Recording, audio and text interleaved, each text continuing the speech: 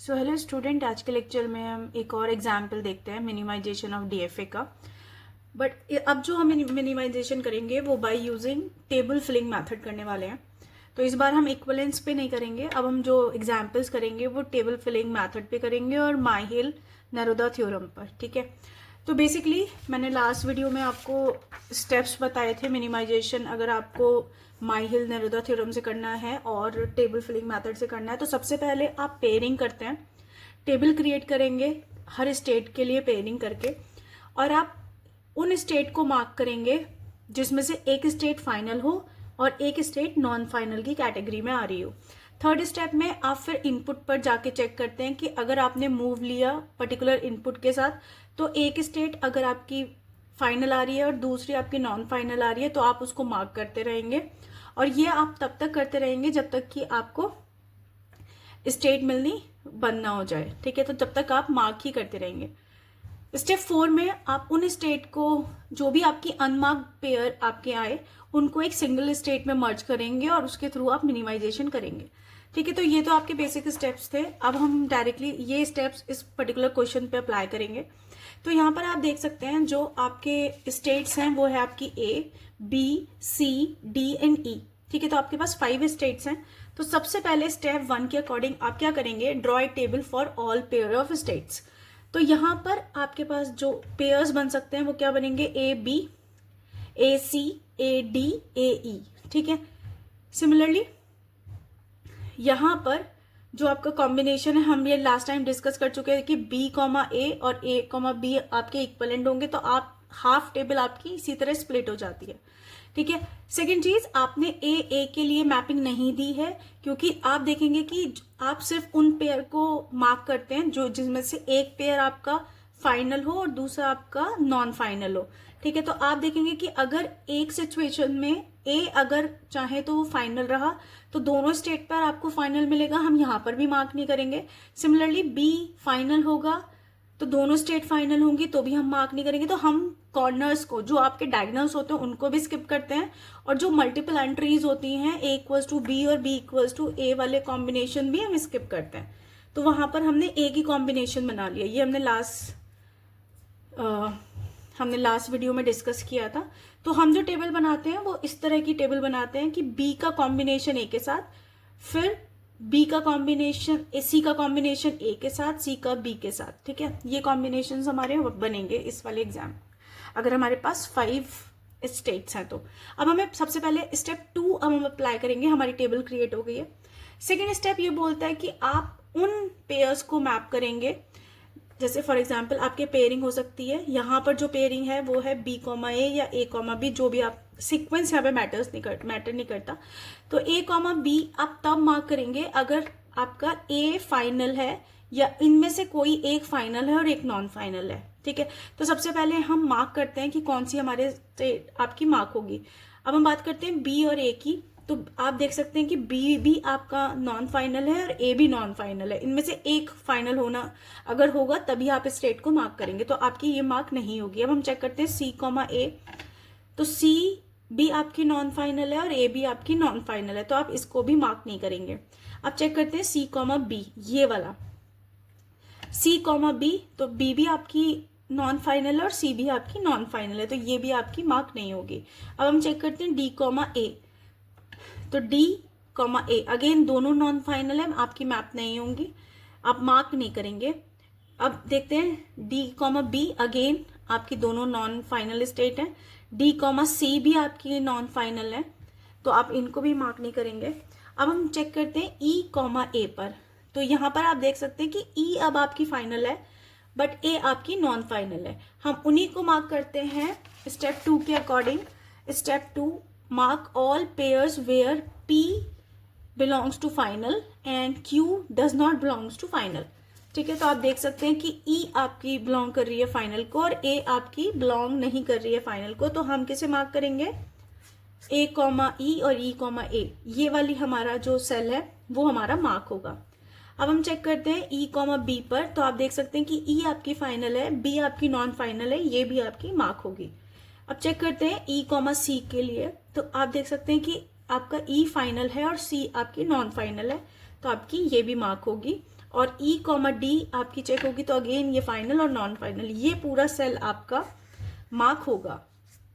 ठीक है, अब हम थर्ड स्टेप पे आते हैं। तो ये हमारा सेकंड स्टेप कंप्लीट हो गया कि मार्क ऑल पेयर्स। ठीक है, अभी हम चेक करते हैं स्टेप 3। स्टेप 3 बोलता है कि आपकी जो भी अनमार्क्ड पेयर बचे, जिनके जहां पर आपने टिक नहीं किए, वहां पर आप क्या करते हैं, इनपुट के साथ मैप करते हैं कि अगर किसी स्टेट पर कोई जो भी आपको गिवन इनपुट है, दोनों सिचुएशन में कि आपको फाइनल और नॉन फाइनल मिल रही है, अगर मिल रही है तो आप उनको फिर से मार्क कर सकते हैं। जैसे अब आप क्या चेक करेंगे, देखो आपकी जो अनमार्क्ड स्टेट है वो कौन कौन सी हैं, बी कॉमा ए। तो अगर मैं बी कॉमा ए लिखूं तो अब हमारे पास यहाँ पे देखो अब x क्या है, यहाँ पर 0 भी हो सकता है और 1 भी हो सकता है। तो आप दोनों केस में चेक करेंगे। तो आपने ट्रांजिशन देखा b का 0 के साथ और सेकंड a का 0 के साथ।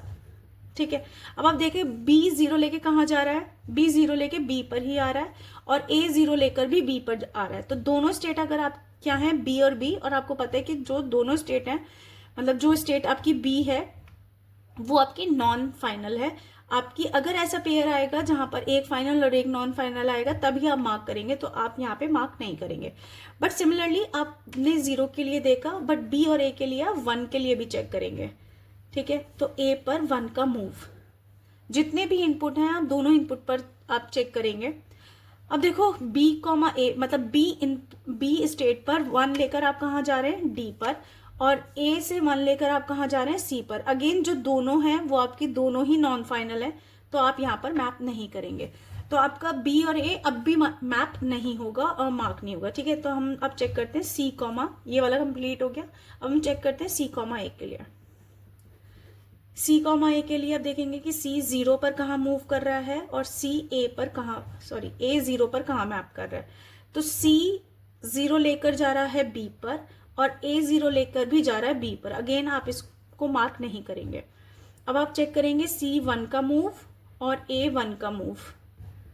तो आप देख सकते हैं सी 1 लेकर सी पर जा रहा है और ए 1 लेकर भी सी पर आ रहा है। अगेन आप इसको भी मार्क नहीं करेंगे।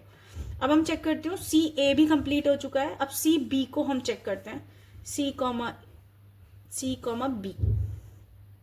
ठीक है, तो इसका ट्रांजिशन देखेंगे सी का 0 पर और बी का 0 पर। तो सी 0 लेकर कहाँ मूव कर रहा है, बी पर, और बी 0 लेकर भी बी पर मूव कर रहा है। तो ये भी आपकी अनमार्क्ड स्टेट है। अब चेक करते हैं सी 1 लेकर कहाँ मूव कर रहा है और बी 1 लेकर कहाँ मूव कर रहा है।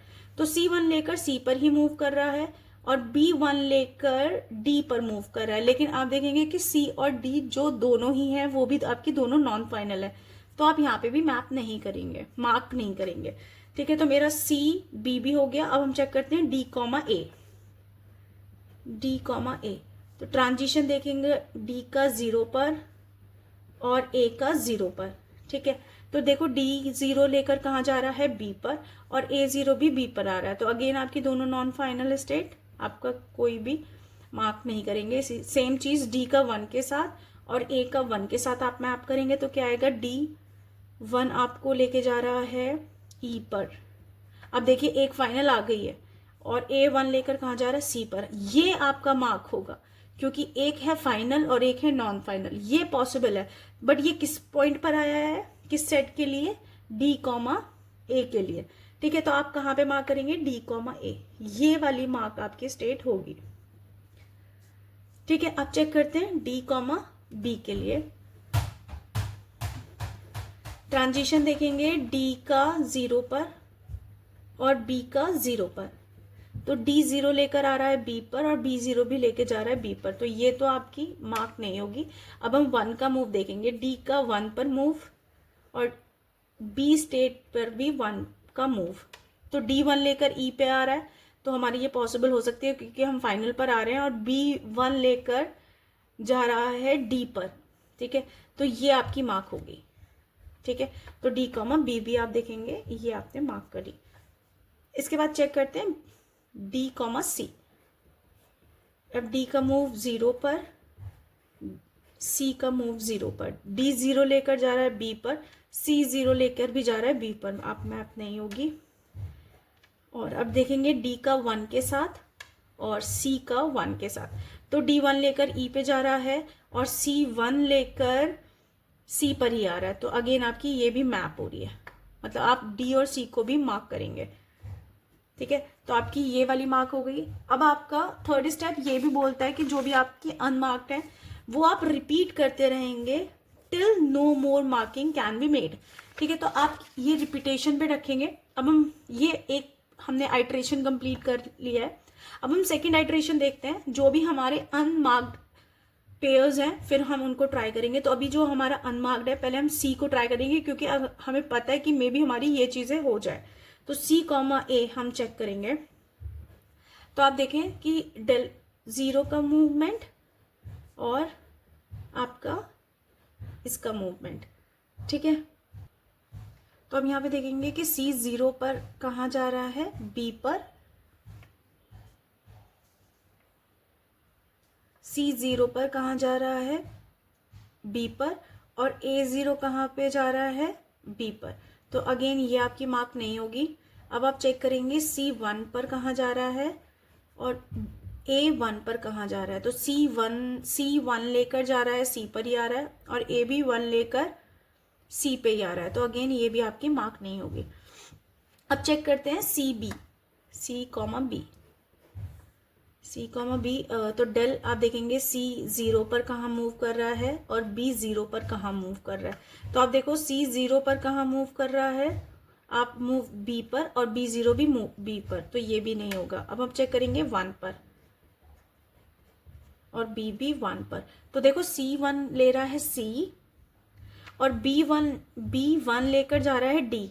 ठीक है, तो आपके दो पेयर है। अब आप क्या चेक करेंगे, अब देखेंगे सी डी और डी कॉमा सी, बात एक ही है ना, बट आप देखेंगे कि अब आपकी जो डी और सी की कॉम्बिनेशन है वो आपका मार्क है, तो आप इसे भी मार्क कर देंगे।